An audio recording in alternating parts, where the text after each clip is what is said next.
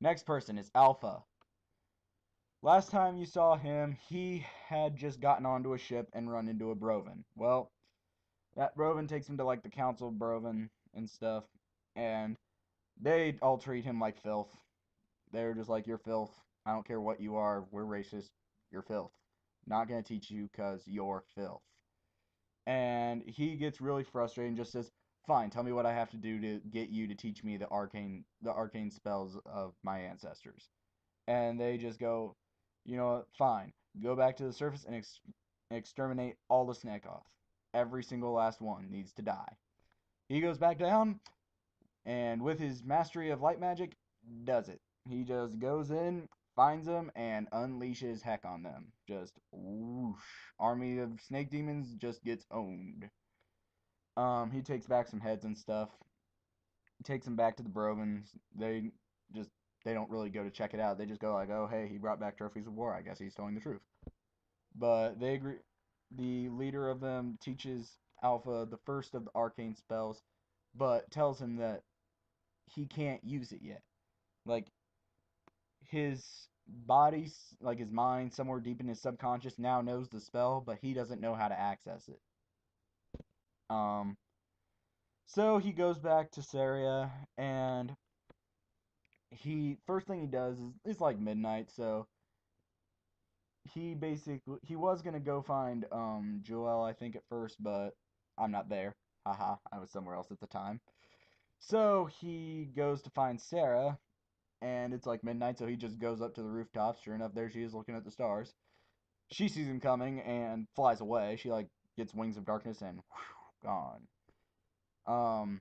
Bloodtooth, Alpha's buddy, BT, comes out of nowhere. Turns out he got a lot bigger. And basically goes, "Where have you been?" Alpha goes, "Well, I thought I was banished." Nope. Oh. So anyway, he and BT go looking for Sarah. They find Sarah. He basic he basically talks to her, comforts her, tries to get her to be less mad at him. She's still kind of mad, but meh. She's past the worst part of her anger, I think. But anyway, later, Jewel comes back. They start talking.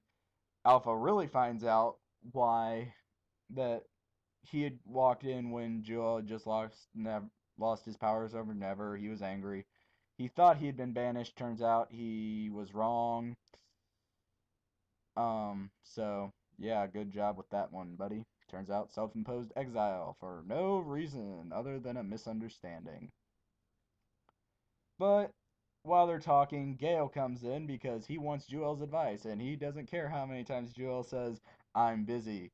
He just gets over there and goes and interrupts the conversation by going through the shadows and getting there that way. He's just like, "I'm gonna go through the shadows and pop up over here." That's basically been kind of like his mode of transportation. I want to get somewhere, I'm going through this shadow to this shadow. Done. If he did not have advanced dark magic, I would totally call BS on that.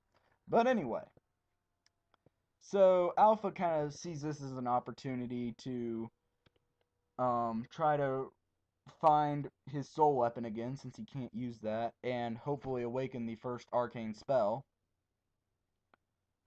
And so he goes with Gale. He goes with Gale. Sarah is brought along because honestly, if he were to leave again, it would just probably end their relationship because it was bad enough he ditched her like right off the bat, but if he were to just leave again without her that soon, he would probably get into some sort of trouble. But anyway, so he disguises them, they go along, and so while Alpha and Sarah are prepping the rooms, like I don't even really know why they were like going in there to unpack while everyone else was at dinner. Um, Rysl comes and says, "Ha, I know it's you, Alpha, because I can smell you." Yeah, Wolf Wolf's sense of smell says I identify you. And Alpha just basically on autopilot creates a needle of light and has it go through Rysl's neck out of nowhere. So Rysl dies. Yeah. Not even a dramatic ending, just Needle through the neck, you're dead. Yep. So they quickly like find a knife and stick it through him, and then try to put his fingerprints everywhere. With and then take something and stick it in his pocket. And then when the people come, Sarah, they pull out the thing, and Sarah goes, "Hey, that's mine." So there's the whole thieving thing. But as I said earlier with Gail's story, that really wouldn't fly with Abraham. And so Gail come, they go and get Gail, and Abraham hears about the situation. So he has a servant there, servant the whole, "Hey, that's mine." But Gail basically finds out, and he's kind of like, okay. Sarah kind of presses the importance of the situation on how Abraham is, he just can't take a good thing at face value. If an ambassador comes back from a different country with good news, he has them interrogated to make sure they're telling the truth and haven't been like paid off. He's a he's probably a just an over cautious person. Just paranoid. Yeah, that's probably the word for it. Anyway, so Sarah pitches her plan to Alpha while her plan to Gale while Alpha guards the door. Gale leaves. She comes back, tells Alpha what's about to happen. They take out a bunch of guards, and Alpha's just raring to keep going when Sarah's just kind of like, "Hey, hey, hey, stop, stop! We gotta lose." So they get captured, taken to the dungeon, and put into the soundproof dungeon. They Alpha's really kind of the one who finds out it's soundproofed. He tries talking to Sarah, nothing. Tries hitting the bars, nothing. Basically what he eventually does is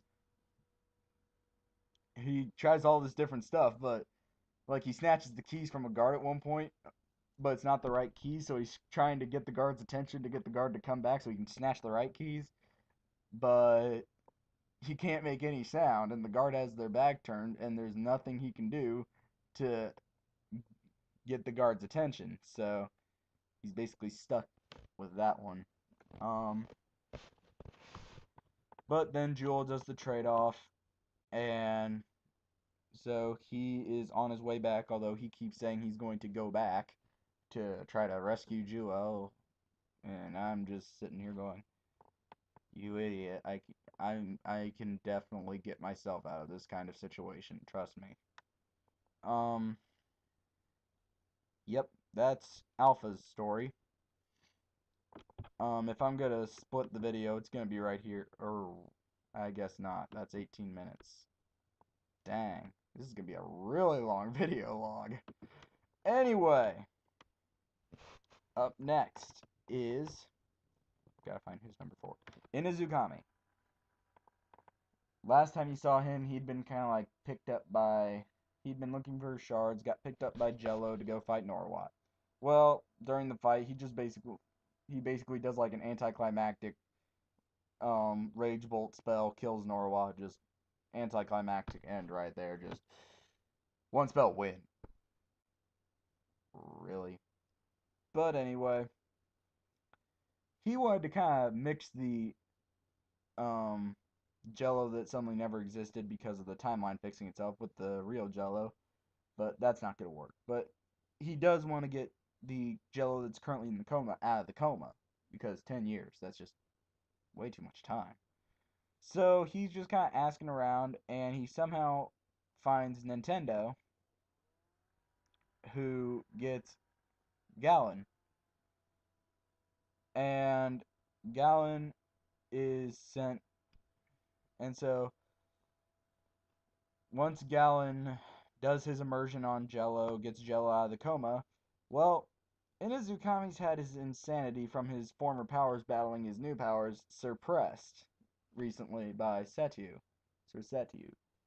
And well, that insanity comes back full throttle. He like his magic starts like blasting out everywhere. He's just thoroughly nuts, and everything he says just doesn't make sense. So he gets strapped down to the bed where Jello had been strapped down for his coma. Yeah, they had random confinements there, restraints. But anyway, after that, he Galin immerses himself into Inazukami, mind to try to fix it. Well, he succeeds, but he dies. So, and he was the last guy who knew how to do an immersion. So, yeah. That trick is gone. Inazukami's sad, but he goes looking for Thunder to get Thunder's shard. So he goes looking for Thunder to get Thunder's shard.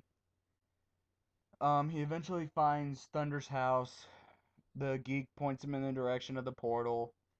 Goes through the portal to Roteus, finds Thunder after the Mudkips virus runs through the system real quick, and he gets chased by a whole horde of Mudkips for saying that he doesn't like Mudkips and tries to eat the Mudkips.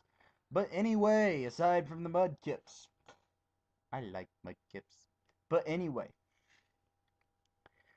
um, he, it's so boring. I'm just kidding.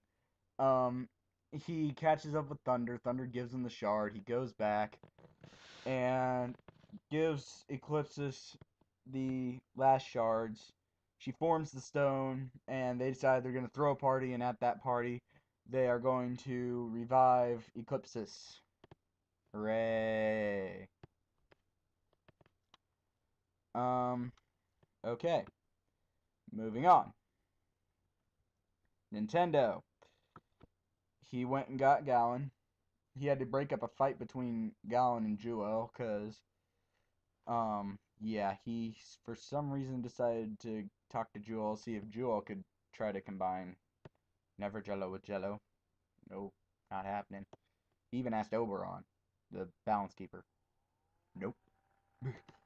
So, he gets Galin. Galin and Jewel have a little vicious argument going on over Jewel's ethic with Never. And so, um, takes Galin over. Galin dies. Nintendo and is sad. Never is particularly sad because Galin was born in the Never Dimension, so kind of like watching one of his own die, really. So Never's really sad. Nintendo buries him and decides to go to the Order headquarters to make sure they know. Well, he gets there to find out it's just completely desolate. Like no one is there, and he's only been gone like a day, not even a full day. So he's just kind of surprised. So Never, they go to the Galen's computer, and since they're in the Never dimension, it's technically in Never's domain. So hacks the computer, brings up the last file, which was Galen's journal kind of thing, and basically Galen's writing about how since I knew how to pronounce it a while ago. Whatever. Since that guy died, people had just been leaving. They didn't like that a kid, because Galin really was a kid when you first met him. He was like 10-ish, like 10 or 11. He's not old. He's really young. Um, his maturity level was up there. Like he knew responsibility. But they all just didn't like that a kid could outrank them, and so they all just left. There's still monsters everywhere, but they leave. And so there were like 5 left, but once Galin left, they just kind of took the opportunity to just disappear. And so Nintendo's really just kind of angry about it because people just he's just kind of really angry that people just abandon the villages that like can't really defend themselves. Um, but then he kind of realized, Never or him, I forget. They kind of realized they hadn't really talked to Mint since Voltage attacked them while they were on the ship. Yeah, like that was way back there, like right before, like just before they went to Nintendo went to talk to Chaos.